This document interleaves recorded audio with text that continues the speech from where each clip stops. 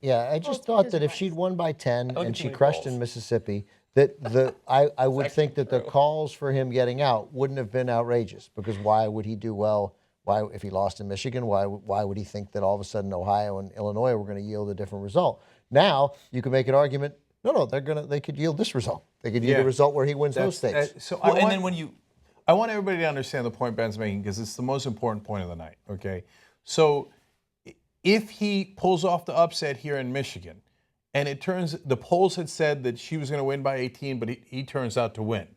Well, then the polls saying that he's going to lose by 15, 10, 20 in upcoming states like Florida, Illinois, Ohio.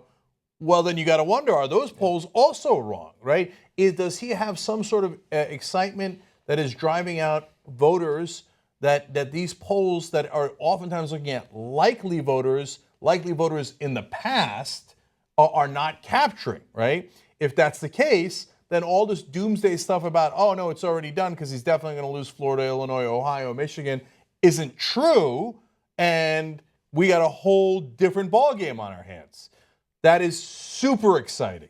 It's exciting if you care about politics and you're interested in the horse race and you don't have a horse in the race, but you care about how, the excitement of the race and how the different drama of it goes.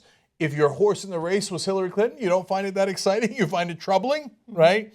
If your horse in the race was Bernie Sanders, then you're super excited about these results. Now, it's not over yet. Right now, as we're talking, there's only 40% reporting, but he's holding on to that lead, okay?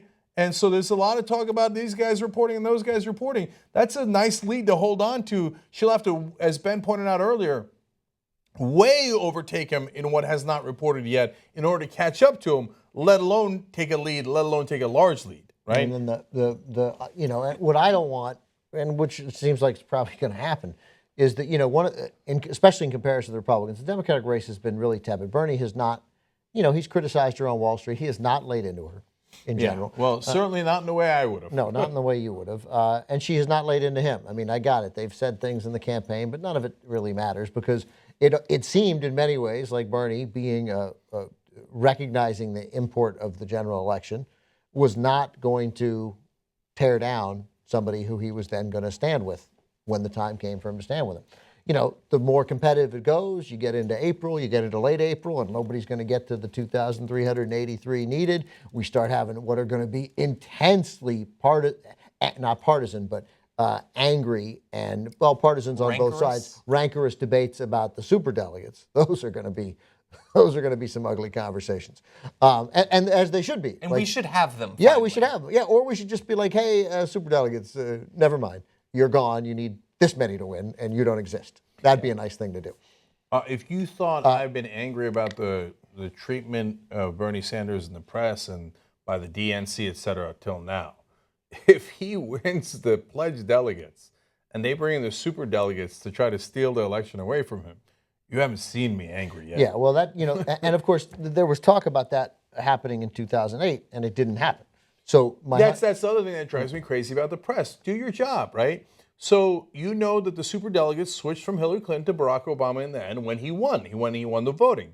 So not all of them did, but dozens did. Enough that it became irrelevant. All you got to do is make them even, essentially, and then they cancel each other out. And so for the press not to report that that's what happens with superdelegates if the other guy wins the voting, well, then apparently you don't know what you're saying. You don't know your job. You don't know politics. You don't know history. That's what happened in 2008. For you to keep counting the superdelegates like they're real indicates some degree of what? I don't know. Either you're stupid, ignorant, or you're biased. Yeah. But I'm sorry. Okay, I'll rule out stupid. Maybe that's not fair. Ignorant or biased. That's your two choices if you keep counting superdelegates like they're real. It's the Dick Cheney rule.